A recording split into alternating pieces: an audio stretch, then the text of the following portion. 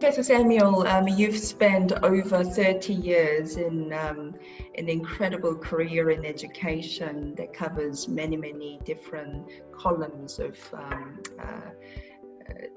interdisciplinary education as well as different topics, and I thought with that lens, and in particular your position that you serve in the education sector, as well as you being the honorary member of the Rotary Club in Hong Kong, I thought maybe it's a good place to start on your personal perspective on looking ahead into 2050 in terms of education. So looking ahead in 2050, what will be the core skills that should we equip our younger generation so that they would have the relevant skills in 2050? I think 2050 is quite a lot, and I just want to say a few things about the future. I think the future starts now, and we must always keep in mind that the future really extends from the now, and how we navigate while we co-create that path forward. I think that's the challenge of looking into the future. No one can tell what will happen next year, let alone knowing what's ahead in 2050. So the change that we have to go through is always an iterative process. And that's always incremental, accumulative, as well as we have to be adaptive along the way, and also taking risks from the lessons that we have learned. I think one of the key things we need to do is to co-create. I think we have come to a period where we have always had the gurus telling us, the professors, we know what we know, and we are telling people from top go forward. I think we are finished with the era. We are now in an era where we have to co-create and to learn from collective wisdom. And nothing is free at the same time. I think a lot of times we think that things can be free, but no, things are not free. There is always a cost involved, and that's where the intangibles come in. And I think education has not been really aware of the value of the intangibles, and particularly in terms of measuring success. What is success?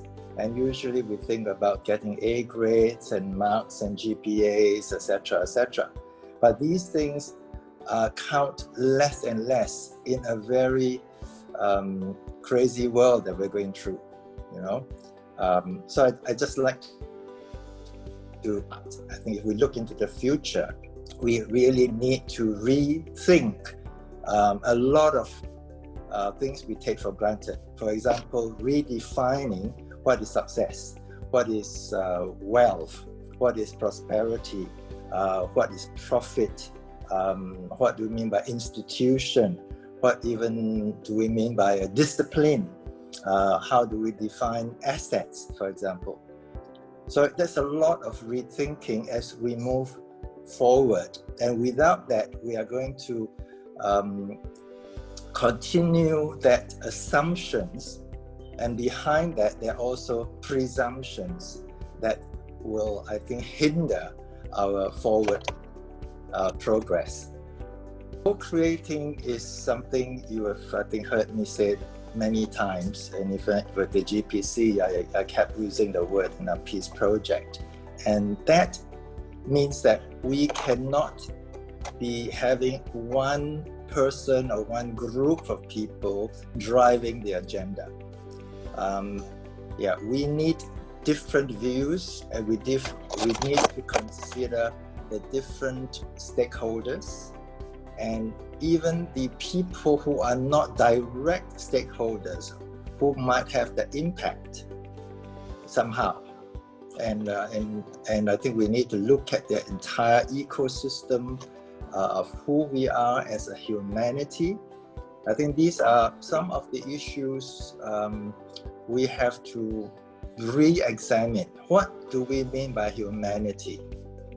And for the future, get the fundamentals right, then we can start off with thinking about true human living. I think we have heard a lot about art of living. And the art of living is not part of education. The two seem to be quite different. We have the art of doing exams. We have the art of being successful in life. Then we get so stressed, and so we end up getting some gurus and some meditation experts or psychological experts to help us with the art of living. And I would like to propose that if we look at the collective future in education, we must start with rethinking this thing which I call the art of humanizing, and the other is the art of harmonizing. The collective purpose should be that we start looking at how to humanize the way we live.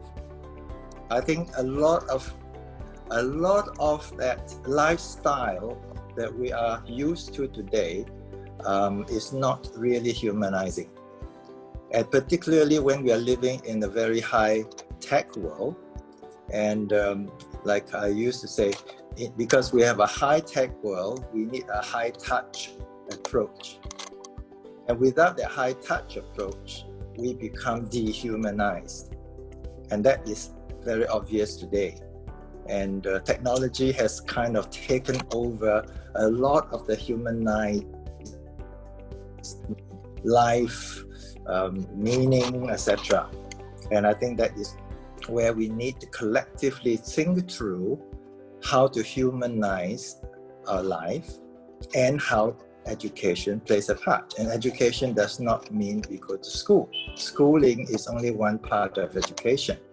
Education can be prenatal education through to deaf education, the whole spectrum.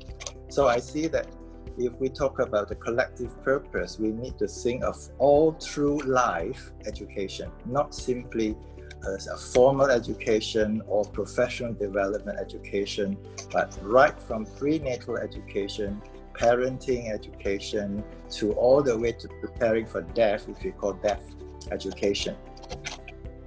And how would you, from the perspective of somebody who dedicated his life in education, how would you reconcile that? How should humans position human learning in this environment of technological advancement and innovation? Yes, human learning must be differentiated with this thing called machine learning.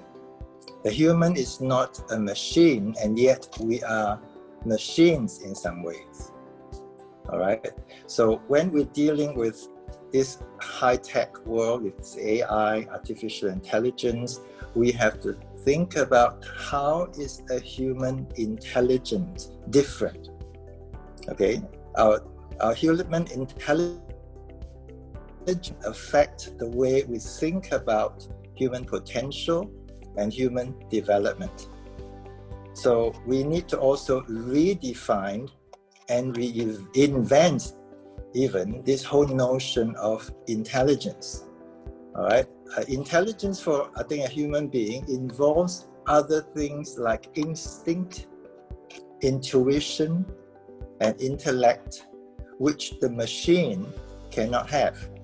They can try doing that, but the machine cannot really have that instinct or that intuition. And also the machines, they can't really be engaged in emotions the way that humans do. And so I propose a new definition of human intelligence, which is the dynamic interplay between a person's arrogance and acquired methods to do two things. One, coping with pain and pleasure, and two, making sense of the world. I think that is where we are different from a machine. We engage in activities based on our own interest, and that is also affected by the ways we experience pain and pleasure. So it's very psychological first, all right? Then we want to make sense of the world. How do we make sense of the world? And it's difficult because there are too many variables, too many factors that we cannot process at one go. So it's also an interplay between what we know and we don't know. So I call that ignorance. But on the other hand, we are also ego beings, so we have arrogance to deal with. So you can see that when we're dealing with human learning, it's not so much the pedagogy, not so much the curriculum content, not so much the substance of what we need to learn, but much more to do with interactions as a human being with the world and with other people around, with the problems that we see or we don't see, whether we agree or disagree, or something that we just could not see at the time. But maybe 10 years from now, suddenly I realized that light bulb twigs. Oh, that was what my teacher was telling me 10 years ago. All right, and that is the challenge of education.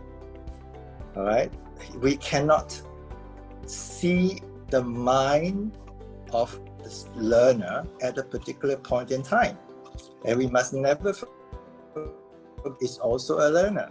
The teacher has got gaps in knowledge, and therefore we are all dealing with and managing our own ignorances, so to speak, and managing our arrogances. All right, so I'm a bit radical possibly speaking about that, but I think that is where we need a different view and different positioning of the way we deal with human learning.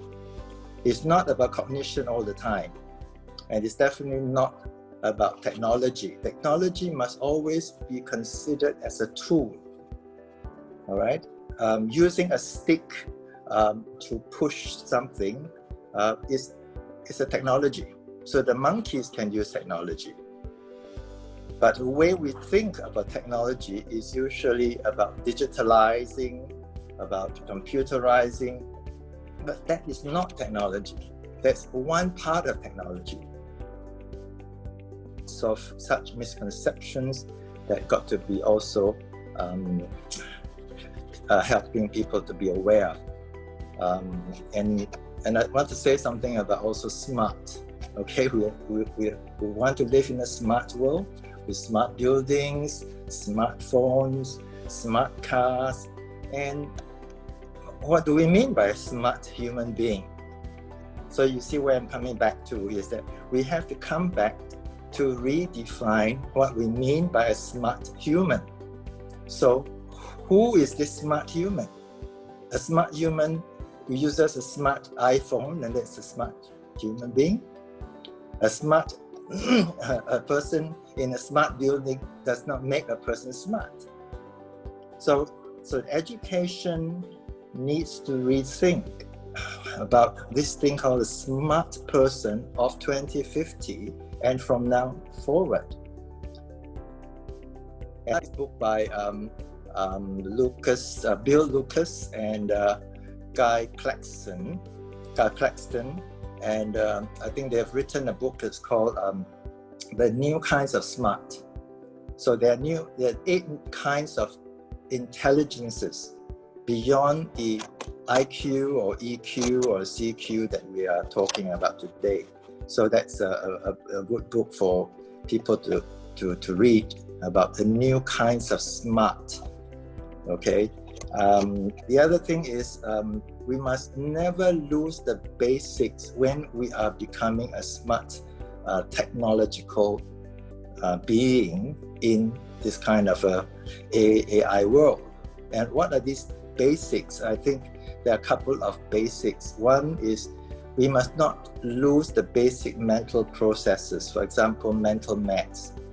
I know of so many young people that don't know how to count anymore, add or subtract or multiply without the phone. So they can't even do that. Or they feel lost if they don't have this machine to press something. And I think that is a very dangerous way to go. If we lose basic skills, all right, we're not talking about great things like critical thinking and creative thinking and innovative thinking, design thinking, and we can talk about the big stuff.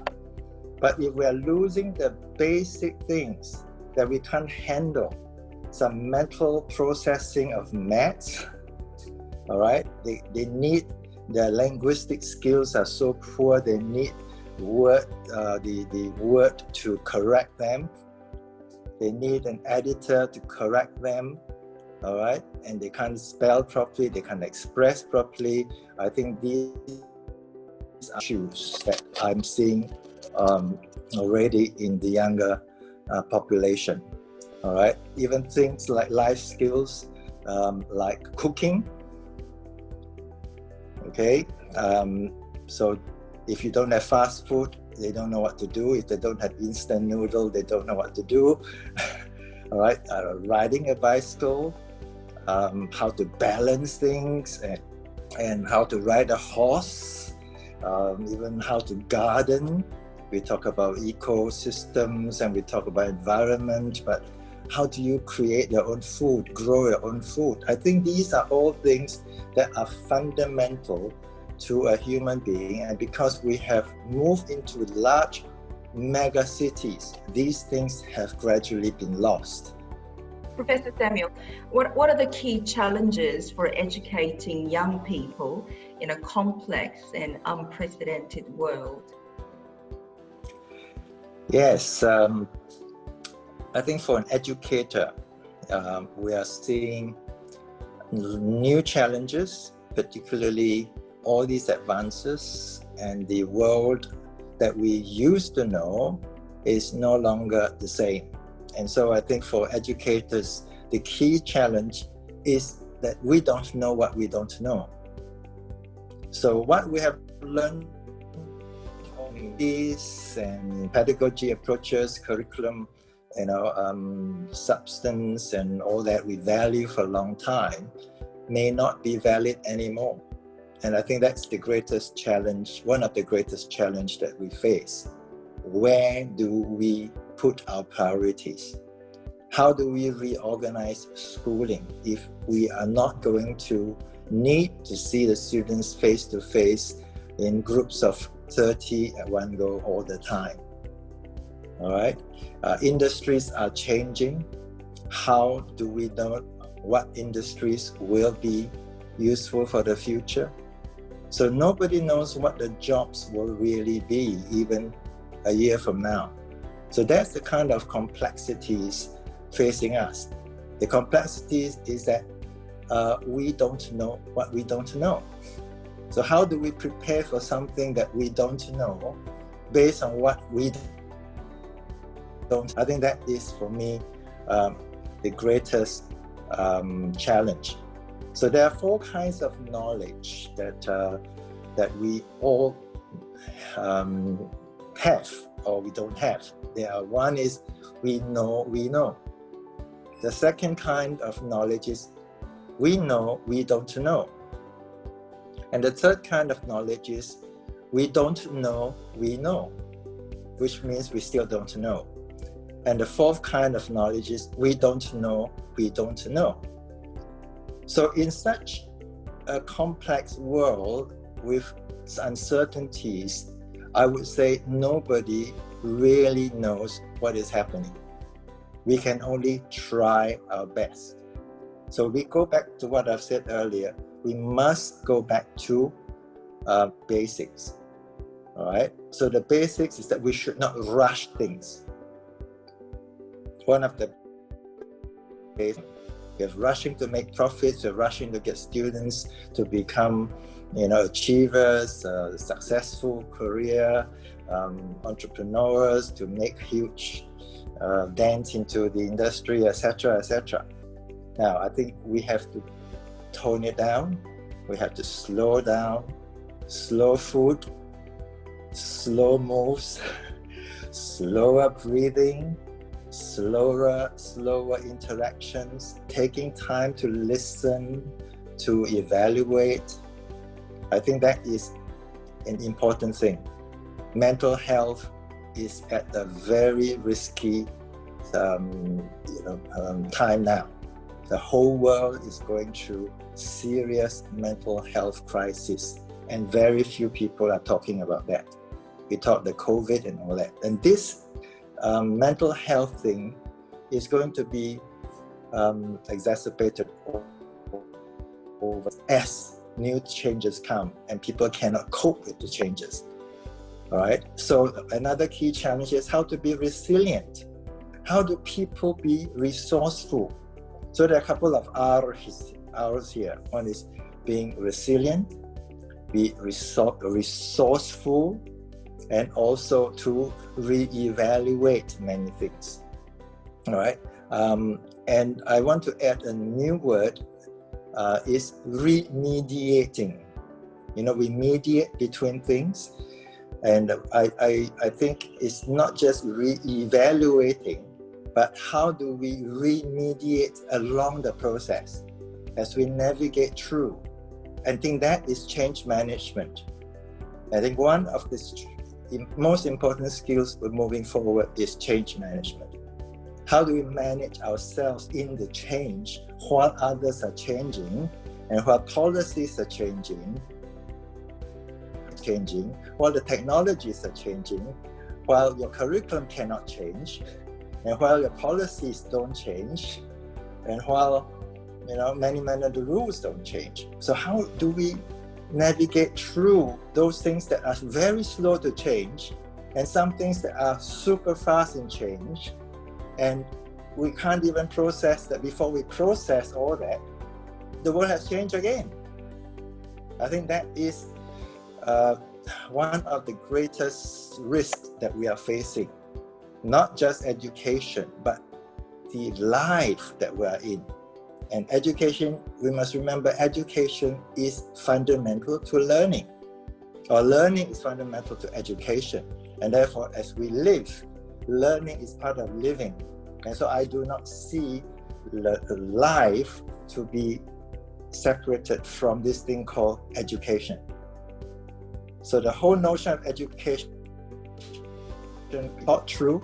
It is through life, in life, from life, with life learning. And without that learning, we are going to be disconnected somehow. And that gap, that divide, if we don't actively work on that kind of merger or that bridging, then we will be less and less able to cope with the future changes. So that's I think calls for a lot of leadership, a lot of mentoring, a lot of positive energy, and most of all, I think, hope. So I think, humanity, coming back to earlier when we say the collective future, I have 5 H. One is humanity. At the core, the key challenges will be become a good human being. What does that mean? Right? How to be a smart and good human being. And 2, the H is have hope. I think without hope, we have no future. Right? And I think the world has gone the wrong way by chasing after happiness with little hope. All right? So I think we need to provide hope that will then provide happiness. And the 3rd is to have a sense of history. That's also where I think education has failed, is that we have truncated ourselves from the past so much that people don't even know what happened 20 years ago. They don't care. So we have no sense of the past. And without that sense of past, we have no sense of the direction we have come from, and we might then end up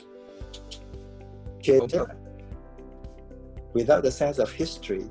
We have the high risk of revisiting our past happily and then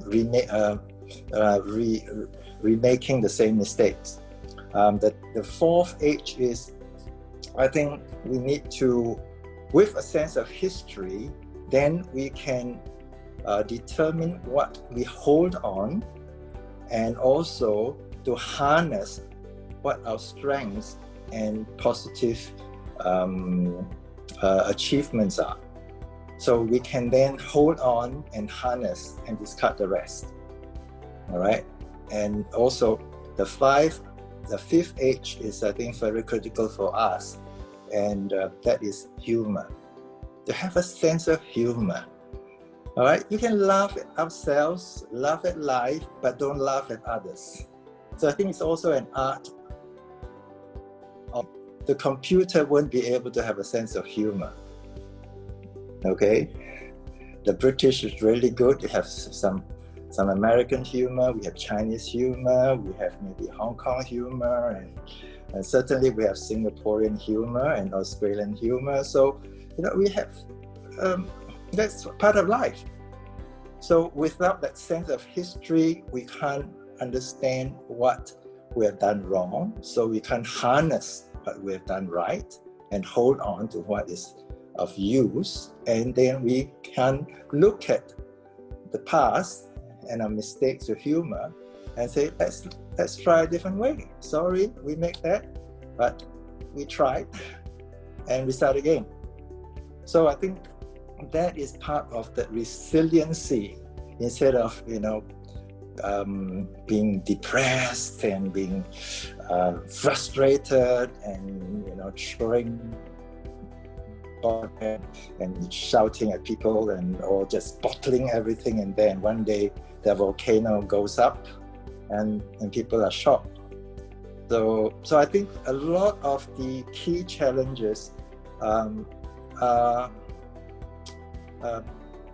to do with us as human beings and how we interact with machines and other people and diversity. Thank you, Professor Samuel, for your insight. 5H is an incredibly thought-provoking topic. So with that, if I could please ask you to summarize in one paragraph your future outlook for education, what would that be?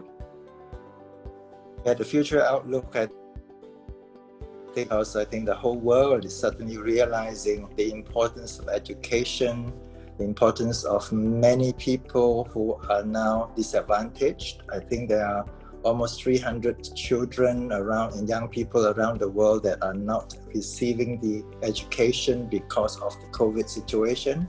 So that gap is being realized, and the quality of education is being realized. So there are great interests and energies now globally, right, trying to drive the changes necessary for the future. And governments are coming on board, the UN coming on board, UNESCO coming on board, and there are so many global initiatives happening, and so many reports have been written too in the last 2-3 years. So I think for me it's very exciting. And also the UNESCO Futures of Education Initiative for 2030, which I think for the next 20 years after 2030. But I think we are interested in the future and positive of the future.